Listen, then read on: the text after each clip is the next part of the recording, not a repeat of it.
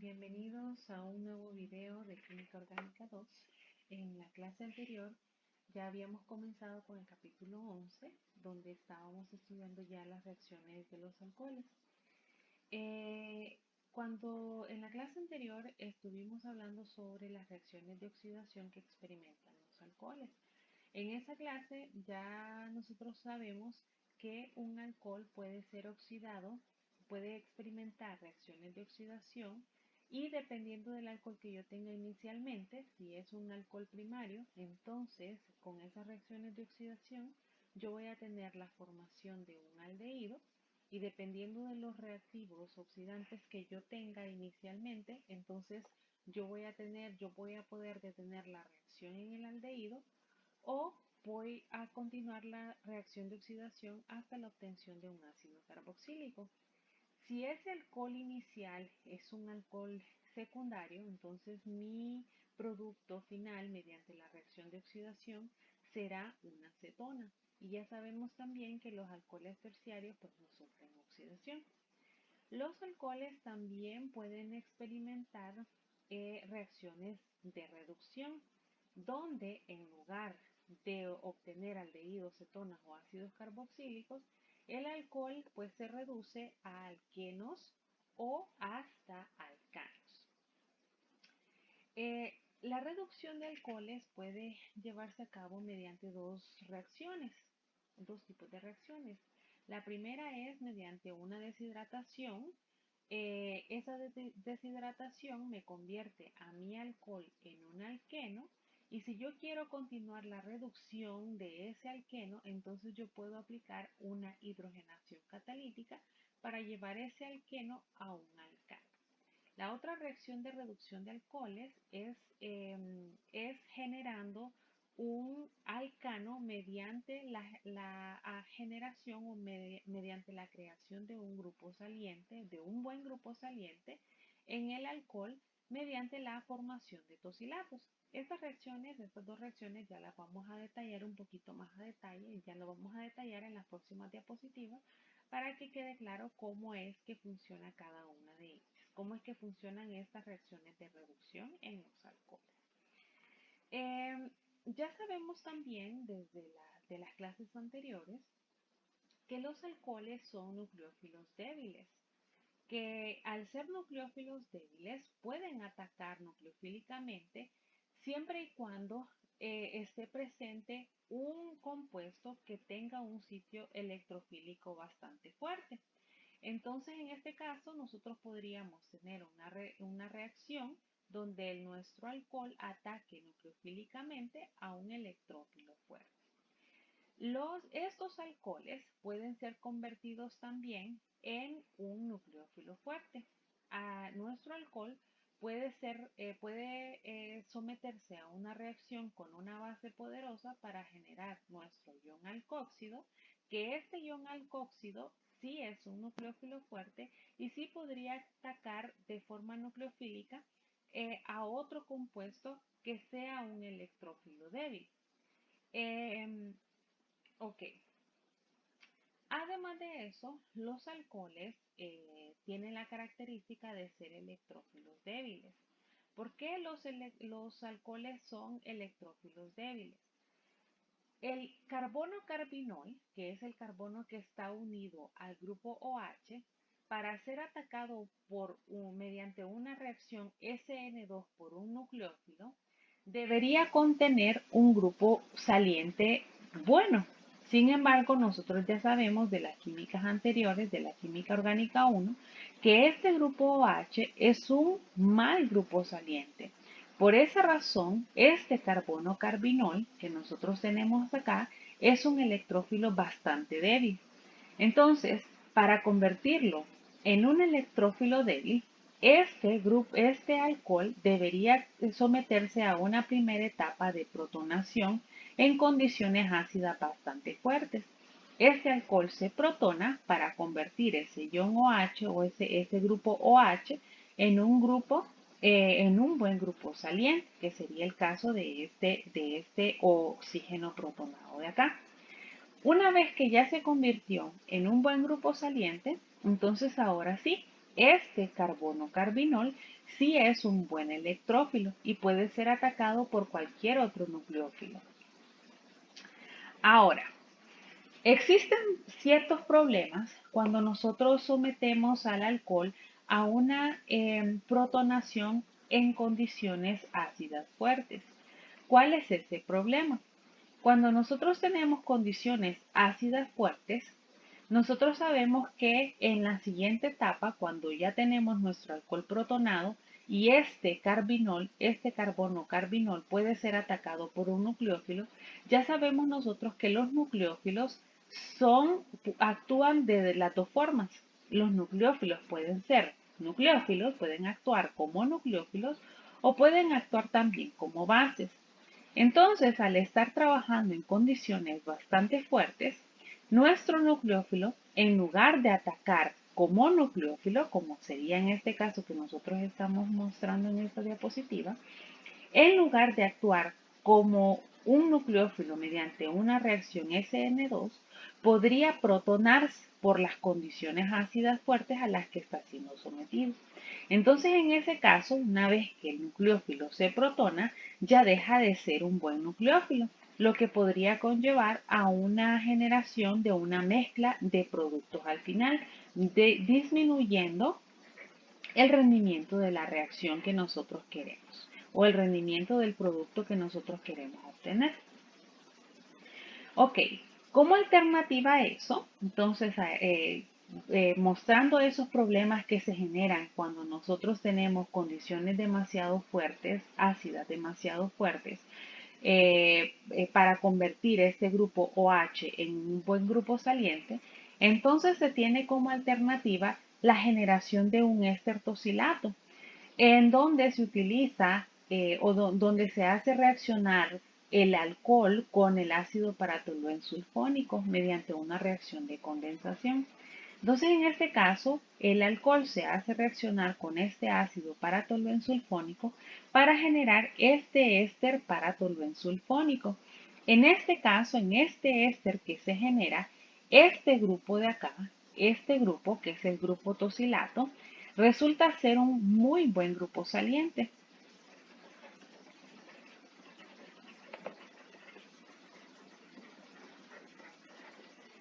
El grupo tosilato es un muy buen grupo saliente. Entonces ese tosilato resulta ser, si ya se han hecho pruebas experimentales, que este tosilato, todo este que es un tosilato, resulta ser mucho más reactivo que el haluro de alquilo equivalente. Por ejemplo, si yo comparo todo este tosilato de alquilo, que es todo este compuesto que yo estoy mostrando acá, por ejemplo, con un haluro de alquilo, por ejemplo, con un haluro de bromo, con un bromuro de alquilo, entonces yo encontraría que este compuesto, que este éster que yo estoy formando acá, o este tosilato que yo estoy formando acá, sería mucho más reactivo que este compuesto, que este bromuro de alquilo que yo tengo acá. Entonces este compuesto, al ser mucho más reactivo, es más susceptible a ser atacado por cualquier nucleófilo. Muy bien. Para que nosotros tomemos en consideración, entonces vamos a tomar en consideración que todo este grupo de acá se conoce como el grupo tosilo. Este grupo de acá es el grupo tosilo. Todo este compuesto de acá, donde nosotros ya hicimos la reacción, por ejemplo, anterior, nosotros hicimos esta reacción anterior y este compuesto que nosotros tenemos acá es el producto de esa reacción que nosotros acabamos de mostrar en la diapositiva anterior. Este de acá es un éster tosilato. Este compuesto de acá es un ácido tóxico y este de acá es un cloruro de tosilo y este es el ion tosilato. De esta reacción anterior que nosotros acabamos de mostrar, donde nosotros hacemos reaccionar un alcohol con el ácido paratoluensulfónico para la formación de este éster paratoluensulfonato, este compuesto, este éster, puede ser generado también a partir de otra reacción, donde hacemos reaccionar el alcohol ahora con un cloruro de tosilo. en una base voluminosa o en piridina como base para generar ese mismo éster que nosotros mostramos anteriormente. Esta es una reacción alternativa a la reacción que mostramos en la diapositiva anterior. Esta reacción, donde nosotros hacemos reaccionar el alcohol con el cloruro de tosilo en piridina para formar ese mismo éster que nosotros teníamos anteriormente, tiene varias ventajas sobre aquella reacción con el ácido paratoluensulfónico. Si nosotros observamos este mecanismo, nosotros vamos a ver que la primera etapa del mecanismo consiste en el ataque nucleofílico del alcohol en el cloruro de tosilo y se da la eliminación de este grupo saliente, que sería un cloruro. La presencia de la piridina desprotona a este OH, este oxígeno que está con una carga positiva y un protón. Esta piridina desprotona este compuesto intermediario que se formó en la etapa anterior y ahora nosotros tenemos la formación del éster tosilato que teníamos también en la reacción anterior con el ácido paratoluensulfónico. Esta reacción con la utilización de piridina se evita la formación del ácido clorhídrico. Si nosotros recordamos en las diapositivas anteriores, habíamos mencionado que el alcohol en condiciones muy ácidas puede protonarse y esa protonación haría que este que está actuando como nucleófilo inicialmente deje o pierda su poder nucleofílico y ya no actúe como nucleófilo como se desea en la reacción. Entonces la presencia de la piridina precisamente evita la formación de ese ácido clorhídrico para que podría protonar el alcohol y hacer que las reacciones no se den de la forma que se espera que se den. Entonces, esta reacción del alcohol con un cloruro de tosilo presenta muchos mejores resultados, mejores rendimientos que la reacción del alcohol con el ácido paratoluensulfónico. Pero el producto que se forma mediante ambas reacciones, ya sea con el ácido paratoluensulfónico o con el cloruro de tosilo, es el mismo producto, es un éster de tosilato. Sin embargo, ya de las dos reacciones, la que presenta mejores resultados es aquella donde se hace reaccionar el alcohol con el cloruro de tosilo en piridina. Retomando eso, pues la piridina en esta reacción se utiliza para prevenir la formación del ácido clorhídrico que podría protonar el alcohol y generar productos diferentes al esperado. Muy bien, entonces la reacción general sería esta de acá. Yo tengo acá mi alcohol inicial que se hace reaccionar con el cloruro de tosilo en piridina para formar el éster tosilato. Estos ésteres tosilatos, como ya lo habíamos mencionado antes, todo este grupo de acá es un excelente grupo saliente. Por lo tanto, este carbono al que está unido ese buen grupo saliente,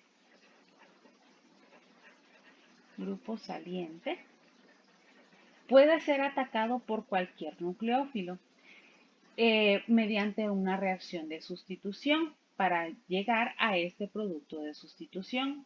O bien, éster tosilato también puede experimentar reacciones de eliminación mediante este mecanismo de acá para generar un alqueno. ¿Ya? Entonces estos ésteres de tosilato o ésteres de tosilo pueden experimentar ambas reacciones, o una sustitución o una eliminación. Muy bien, estos ésteres de tosilato realmente que son, como ya les había mencionado, son muy reactivos, incluso más reactivos que los haloros de alquilo. Y estos pueden reaccionar con una serie de nucleófilos para generar una serie diversa de varios productos. Entonces, por ejemplo, estos ésteres de tosilato pueden reaccionar con los iones hidroxilo para formar alcoholes, pueden reaccionar con un cianuro para producir nitrilos, con aluros como el bromuro, por ejemplo, para producir el bromuro de alquilo. Puede reaccionar con iones alcóxido para formar éteres. Pueden reaccionar también con amoníaco para formar sales de amonio o pueden reaccionar también con agentes reductores como el hidruro de litio y aluminio para generar alcanos. Estas son todas las series de reacciones que pueden experimentar los ésteres de tocilato, tomando en consideración eso que les estaba mencionando, que son bastante reactivos. Los alcoholes, también otra reacción que pueden experimentar los alcoholes es la halogenación. Esas reacciones de halogenación se pueden llevar a cabo mediante tres reacciones en específico. La primera es una reacción con ácidos alohídricos. La segunda reacción que produce halogenación en los alcoholes son las reacciones con haluros de fósforo, específicamente los trialuros de fósforo o los pentaaluros de fósforo. Y la tercera reacción es con cloruros de tionilo. Comencemos entonces con las primeras reacciones, con las reacciones con ácidos salídricos o HX. Estas reacciones involucran el alcohol que en la primera etapa reaccionan con esos ácidos alohídricos para ser protonados. Entonces, estos alcoholes que inicialmente tienen este OH, que es un mal grupo saliente, la primera etapa consiste en reaccionar con esos ácidos anhídricos para producir un buen grupo saliente. Una vez que ya se produjo el buen grupo saliente, entonces estos alcoholes protonados pueden reaccionar mediante una reacción SN1 o una SN2 con un ion halógeno, con un haluro, para generar un haluro de alquilo. Los ácidos salídricos que generalmente se usan son estos tres: el bromuro de hidrógeno, el cloruro de hidrógeno o el yoduro de hidrógeno. Los haluros son bases débiles y pueden actuar también como nucleófilos. Eso es algo importante para tomar en consideración en los mecanismos que se dan en este tipo de reacciones. Ok, dentro de estas tres reacciones ya vimos que pueden ocurrir con el bromuro de hidrógeno, el cloruro de hidrógeno y con el yoduro de hidrógeno. Dentro de esos tres ácidos salídricos, estos dos, el bromuro de hidrógeno y el yoduro de hidrógeno, reaccionan de la misma forma. El cloruro de hidrógeno reacciona un poco diferente, pero ya lo vamos a ver más adelante. Entonces nos vamos a centrar primero en las reacciones con el bromuro de hidrógeno y con el yoduro de hidrógeno. El mecanismo va a depender del tipo de alcohol que yo tenga inicialmente. Si yo tengo alcoholes terciarios o secundarios, entonces la primera etapa va a consistir siempre en una protonación del alcohol para generar este alcohol protonado que yo tengo acá. Una vez que yo tengo este alcohol protonado y considerando que los alcoholes iniciales son terciarios y secundarios, entonces la segunda etapa consiste en la eliminación de ahora este grupo saliente, que es una molécula de agua, básicamente, para generar un carbocatión. Es este carbocatión que nosotros tenemos acá. Este carbocatión de acá. Aquí cabe resaltar o cabe recordar todo lo que ustedes ya aprendieron en la química orgánica 1 sobre las estabilidades de los carbocationes. Ya saben ustedes que las carbocationes secundarios y terciarios son mucho más estables que los carbocationes primarios. Es por eso que en este mecanismo, cuando nosotros tenemos alcoholes terciarios y secundarios, la formación de estos carbocationes son favorecidos. En la tercera etapa de esta reacción o de este mecanismo, ocurre entonces el ataque nucleofílico de este halógeno o de este haluro que se produjo en la primera etapa hacia el carbocatión, formando ahora un haluro de alquilo. Cabe destacar aquí, cabe recordar lo que ya se había discutido ya también en la química orgánica 1, que cuando nosotros tenemos la formación de carbocationes, tenemos básicamente todo un orbital P, eh, todo un orbital en ambos lóbulos totalmente disponibles para ser atacados por un nucleófilo.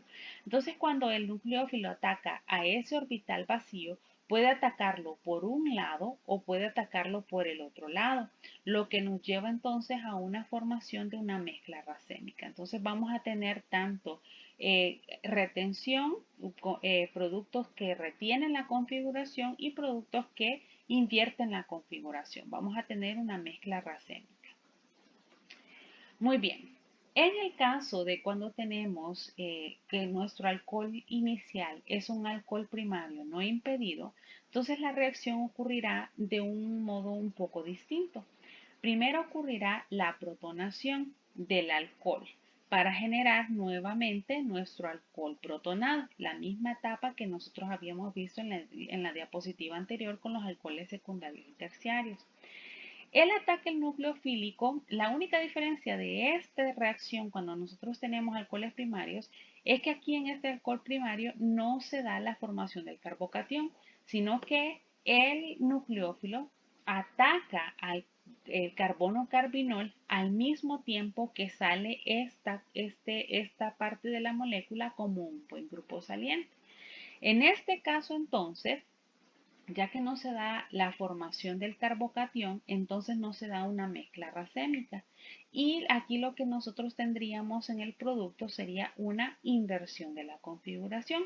Básicamente aquí lo que tendríamos sería una reacción SN2 ocurriendo, lo que permite entonces una inversión de la configuración, así como ustedes ya lo estudiaron en la química orgánica 1. Muy bien.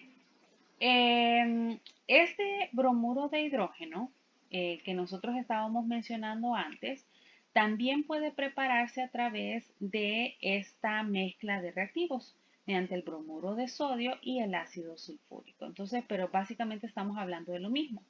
Esto de acá, eh, esta mezcla de reactivos me va a producir el ácido bromídrico. Entonces yo puedo escribir, cuando yo planteo una reacción para halogenación, específicamente para una bromación de alcohol, entonces yo podría escribir el bromuro de hidrógeno directamente o podría escribir esta combinación de reactivos que básicamente es lo mismo. Me van a producir siempre el bromuro de hidrógeno que produce la halogenación del alcohol que yo necesite bromar en este caso. Las reacciones que nosotros mencionamos acá aplican, ya saben ustedes, para ácidos ya sea bromídricos o ácidos yodídricos. Muy bien. Ahora que ya discutimos las reacciones con los bromuros de hidrógeno y con los ioduros de hidrógeno, entonces nos quedaban pendientes discutir las reacciones con el cloruro de hidrógeno o con el ácido clorhídrico. En este caso, nosotros tenemos que el ion cloruro es más pequeño que el ion bromuro y ioduro. Por lo cual, entonces, ya sabemos de cuando nosotros estudiamos allá las sustituciones nucleofílicas, que estos que son más pequeños, estos iones que son más pequeños, también son nucleófilos más débiles. Por lo tanto, al ser el ion cloruro un nucleófilo más débil, entonces yo necesito una fuerza adicional para hacer que la reacción se lleve a cabo y lograr una cloración del alcohol que yo tengo inicialmente. Entonces, en este caso, cuando yo tengo reacciones con ácido clorhídrico, yo voy a necesitar un ácido adicional, que en este caso es el cloruro de zinc como un ácido de Lewis adicional que promueve esta reacción de acá. A esta mezcla que nosotros tenemos acá de ácido clorhídrico con el cloruro de zinc se le conoce como el reactivo de Lucas. Este reactivo de Lucas tiene diferentes reactividades dependiendo del alcohol que yo tengo inicialmente. Los alcoholes secundarios y terciarios reaccionan mediante una reacción SN1 mientras que los alcoholes primarios reaccionan mediante una reacción SN2, que dentro de estas dos reacciones, la SN2 es bastante más lenta que la SN1. El mecanismo de reacción también va a depender del tipo de reacción que yo tenga inicialmente. Si son alcoholes secundarios o terciarios, como lo discutimos en la diapositiva anterior, entonces tendremos un mecanismo mediante una reacción SN1, y el mecanismo sería este de acá. Lo primero que ocurre es la formación de este complejo entre el oxígeno y el zinc, que este compuesto de acá, que esta parte de la molécula, se convierte ahora en un buen grupo saliente. Recuerden que en estas reacciones de halogenación, lo que nosotros buscamos es convertir a este grupo OH, que inicialmente nosotros tenemos en el alcohol, que ya sabemos que es un mal grupo saliente, en un buen grupo saliente. Entonces, este cloruro de zinc cumple con ese objetivo. Genera este complejo y esta parte de la molécula que se forma es ahora un buen grupo saliente. Entonces, este sale para formar un carbocatión. Recuerden que estamos siempre con alcoholes secundarios y terciarios. Entonces se da la formación del carbocatión. Una vez que se da la formación del carbocatión, entonces este carbocatión, que es un electrófilo bastante fuerte, puede ser atacado ahora sí por un haluro o por un cloruro para generar este cloruro de alquilo que yo estaba buscando inicialmente. Ahora, si la reacción ocurre con un alcohol primario, entonces la reacción que se da lleva un mecanismo de SN2, que es más lento que la reacción anterior, que la SN1. La etapa principal o la etapa primera ocurre igual que en el caso anterior. Se genera este complejo para generar un buen grupo saliente nuevamente, que es el mismo que ya habíamos visto en la diapositiva anterior.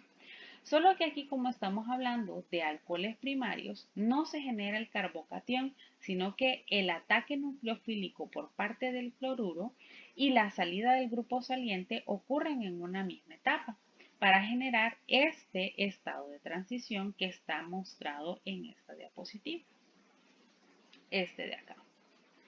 Muy bien. Finalmente tenemos entonces un producto con una inversión de la configuración. En el caso anterior, como teníamos la generación de un carbocatión y el ataque nucleofílico a ese carbocatión, entonces aquí nosotros tendríamos nuevamente mezclas racémicas con una parte de las moléculas reteniendo la configuración y otra parte de las moléculas que muestran inversión de la configuración. ¿Ya? Muy bien. A las reacciones que ocurren con el ácido clorhídrico utilizando ese otro cloruro de zinc, y ya vimos nosotros que esas reacciones pueden ocurrir mediante un mecanismo SN2 y SN1 y que a ese reactivo a esa mezcla se le conoce como el reactivo de Lucas y teniendo en consideración las velocidades de reacción dependiendo del alcohol que nosotros tengamos, es posible entonces realizar una prueba de Lucas que nos va a indicar si nosotros tenemos un alcohol desconocido, esta prueba de Lucas o ese reactivo de Lucas que nosotros tendríamos, que sería la mezcla del ácido clorhídrico más el cloruro de zinc, este es el reactivo de Lucas. Si nosotros hacemos reaccionar un alcohol que no sabemos si es primario, secundario o terciario, esas velocidades de reacción nos van a permitir identificar qué tipo de alcohol nosotros tenemos. Entonces la prueba de Lucas consiste precisamente en eso. Consiste en agregar ese reactivo de Lucas a ese alcohol desconocido que nosotros tenemos y observar los tiempos de reacción. Entonces nosotros vamos a poder llegar a conclusiones midiendo esos tiempos de reacción. Si el alcohol es primario, el tiempo de reacción será mayor a 6 minutos.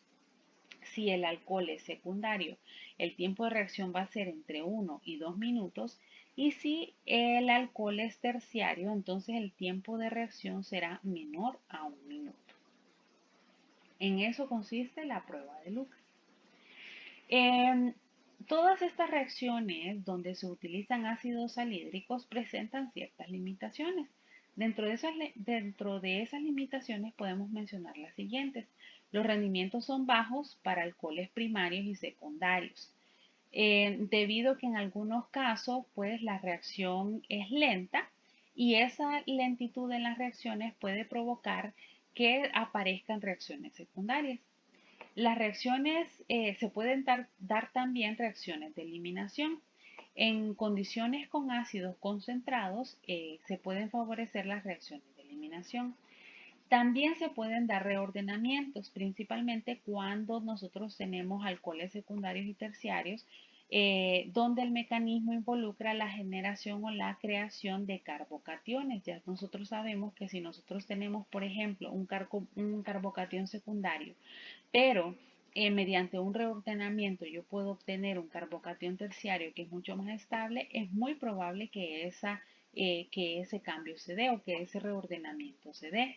Entonces eso si hay reordenamientos, si se dan reordenamientos dentro del mecanismo, entonces al final nosotros vamos a tener una mezcla de productos y eso significa una disminución del rendimiento. Otra limitación es que las reacciones con el yoduro de hidrógeno o con el ácido yodhídrico algunas veces no se dan o esas reacciones algunas veces pues no tienen no se dan de ninguna forma. Entonces esas serían las limitaciones que se presentan con los ácidos salídricos. La otra forma de halogenar alcoholes es mediante reacciones con haluros de fósforo. Estos haluros de fósforo reaccionan bastante bien con con alcoholes primarios y secundarios, pero no reaccionan para nada con alcoholes terciarios. Estas reacciones, entonces, esos haluros de fósforo, los más utilizados son estos de acá. El tricloruro de fósforo, el tribromuro de fósforo, el pentacloruro de fósforo o el triyoduro de fósforo. Con este de acá, con el triyoduro de fósforo, hay algo bien interesante que el triyoduro de fósforo, es un compuesto bastante inestable. Eso significa que si se necesita ser utilizado para generar haluros de alquilo, este compuesto necesita ser preparado in situ en el mismo beaker donde se va a llevar a cabo la reacción con el alcohol. En ese mismo beaker se necesitaría entonces preparar de forma inmediata ese triyoduro de fósforo. Lo que significa esto es que yo no lo puedo preparar un día, por ejemplo, y guardarlo en un frasco para utilizarlo después. Este compuesto se necesita preparar en el mismo momento en el que va a ser utilizado para la reacción con el alcohol que yo necesito hacer, con el alcohol que yo necesito reaccionar. Entonces, de todos estos haluros de fósforo, estos que están marcados en el cuadrito rojo, el tribromuro de fósforo y el triyoduro de fósforo, considerando que este es preparado in situ, estos dos compuestos son los que generalmente o son los que más se utilizan para hacer las reacciones o para reaccionar con los alcoholes. Muy bien.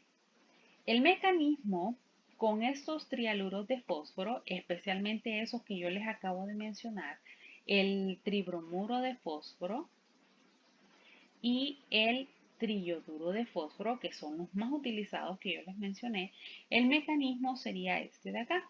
En la primera etapa tenemos el ataque nucleofílico del alcohol al trialuro de fósforo, que este trialuro de fósforo es un electrófilo bastante fuerte. Ya sabemos nosotros que ya discutimos en las diapositivas anteriores que el alcohol es un nucleófilo débil y que para nosotros que este alcohol pueda atacar a un electrófilo, ese electrófilo tiene que ser un electrófilo bastante fuerte, tiene que tener un sitio electrofílico bastante fuerte. Y ese es el caso de de estos trialuros de fósforo. Muy bien. Entonces lo que se forma aquí es este intermediario de acá, este compuesto intermediario, y este compuesto intermediario tiene la característica de que toda esta parte del compuesto que yo estoy marcando acá, toda esta parte del compuesto resulta ser ahora un muy buen grupo saliente. Recordemos nuevamente que uno de los objetivos de hacer las reducciones de los alcoholes es que este grupo OH, que es, ya ustedes saben, un mal grupo saliente, sea convertido ahora en un buen grupo saliente. Entonces, ese es el objetivo de hacer reaccionar un alcohol con los trialuros de fósforo, convertir este OH en un buen grupo saliente, que es este caso de acá.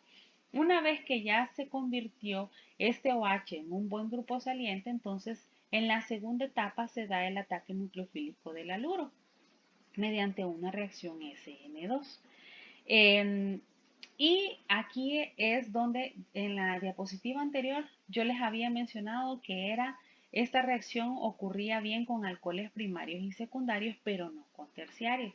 Y la explicación a eso es precisamente esta segunda etapa de la reacción, que en la segunda etapa de la reacción se necesita que se lleve a cabo una reacción SN2, es decir, un ataque por la parte de atrás al carbono carbinol, y eso significa que ese carbono debería estar lo más libre posible, lo menos impedido posible, cosa que no podríamos tener nosotros en un alcohol terciario. Entonces, por eso es que estas reacciones con los haluros de fósforo funcionan mucho mejor con alcoholes primarios y secundarios. Y ojo, si esos alcoholes primarios y secundarios son no impedidos, porque pueden haber también alcoholes primarios y secundarios impedidos. En ese caso, entonces, estas reacciones ya no funcionarían tan bien como se debería. Entonces, en este caso, en la segunda parte de la reacción, se da el ataque del haluro y se da también la salida del grupo saliente que se formó en la etapa anterior para generar ahora el bromuro de alquilo que nosotros tenemos acá. Muy bien. Estas reacciones con haluros de fósforo van a presentar diferentes características, como por ejemplo que el segundo paso de la reacción ocurre mediante un mecanismo SN2 que ya acabamos de discutir. La reacción con alcoholes terciarios no ocurre debido al impedimento estérico que ya les acabo de mencionar. No se forman carbocationes, por lo que no hay oportunidad de reordenamientos y no se obtienen mezclas de productos, cosa que sí se daban en las reacciones anteriores con, con los ácidos alhídricos. Por lo tanto, en este caso, las reacciones con haluros de fósforo presentarían mejores rendimientos. Y otra cosa interesante también de los haluros de fósforo es que los rendimientos con estos de acá que yo les mencionaba, con el tricloruro de fósforo y con el pentacloruro de fósforo, pues no son tan buenos como con los que ya les había marcado en rojo en la diapositiva anterior, con el tribromuro de fósforo y con el triioduro de fósforo. Muy bien. Y la tercera forma de halogenar alcoholes es mediante la utilización del cloruro de tionilo.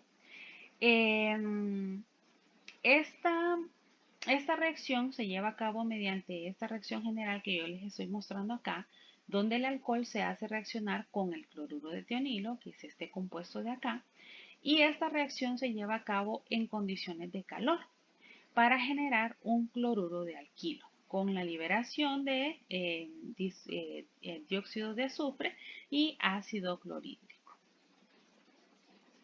Muy bien. Generalmente esta reacción produce buenos rendimientos del cloruro de alquilo. Y el mecanismo de reacción es el siguiente, es este de acá. En la primera parte del mecanismo nosotros vamos a tener el ataque nucleofílico del alcohol al tionilo, que resulta ser este azufre del tionilo un electrófilo bastante fuerte, por lo que en este caso nuevamente el alcohol, que es un nucleófilo débil, puede atacar a este electrófilo bastante fuerte y darse este intermediario que nosotros tenemos acá.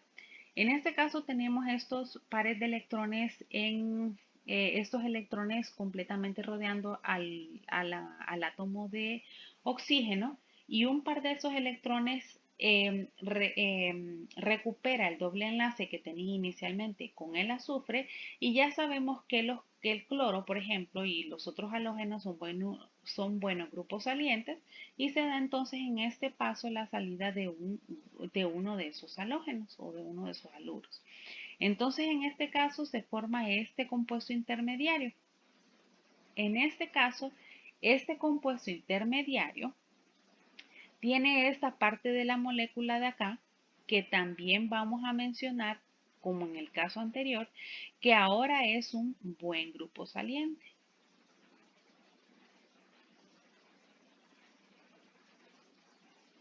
Es un buen grupo saliente, lo que permite entonces que se lleve a cabo la segunda parte de la reacción. La segunda parte de esta reacción o de este mecanismo va a depender mucho del alcohol inicial que nosotros tengamos.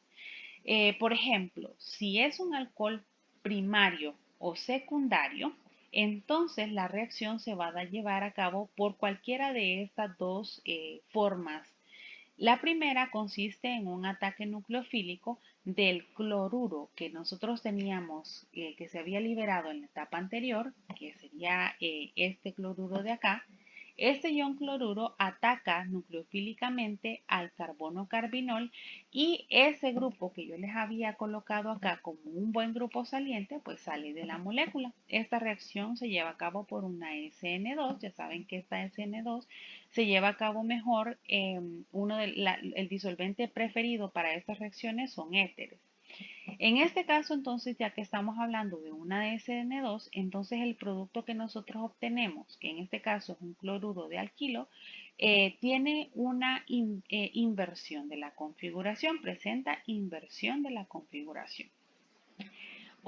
La otra forma en que puede ocurrir esta segunda etapa es mediante una sustitución nucleofílica bimolecular intramolecular, también en un éter. En este caso estoy colocando aquí el dioxano, pero ya ustedes saben que este es un éter también. Es un disolvente favorable para estas reacciones SN2. Entonces, en este caso, en esta segunda opción, en esta segunda alternativa, nosotros vamos a tener nuestro haluro que en lugar de atacar al carbono carbinol que nosotros teníamos inicialmente, actúa como base, desprotonando a este compuesto que nosotros tenemos inicialmente acá.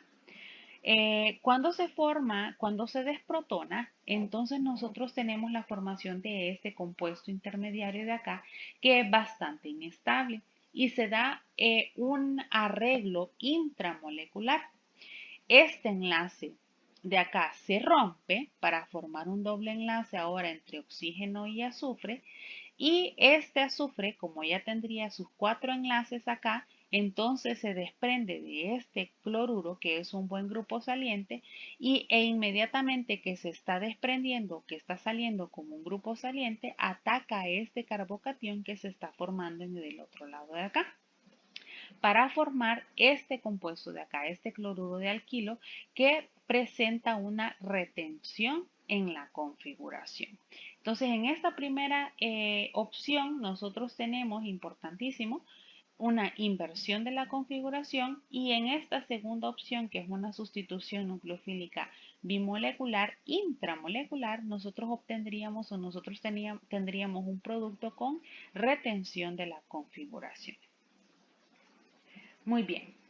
Y en el caso, esta segunda etapa, si lo que nosotros tenemos inicialmente es un alcohol impedido, entonces el mecanismo ocurriría de esta forma.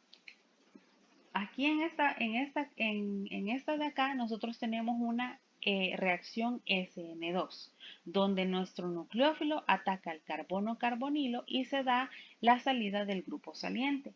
Cuando nosotros tenemos un alcohol impedido o un alcohol terciario, por ejemplo, entonces lo que nosotros tenemos es la salida del grupo saliente y la formación de un carbocatión. Una vez que se forma el carbocatión, que ya nuestro carbono, nuestro carbocatión, ya sabemos nosotros que es un electrófilo bastante fuerte, es atacado ahora de forma por nuestro nucleófilo, que es este haluro de acá, y el producto ya sabemos nosotros que es una mezcla, sería una mezcla racémica. El cloruro se puede adicionar por uno o por el otro lóbulo desocupado de este carbocatión. Entonces, estas serían las opciones de cómo ocurre el mecanismo cuando nosotros hacemos reaccionar el cloruro de tionilo con el alcohol. Entonces, esas serían las tres reacciones que nosotros podemos llevar a cabo para halogenar esos alcoholes. Lo vamos a dejar por aquí y seguiremos en el próximo video con la deshidratación de alcoholes.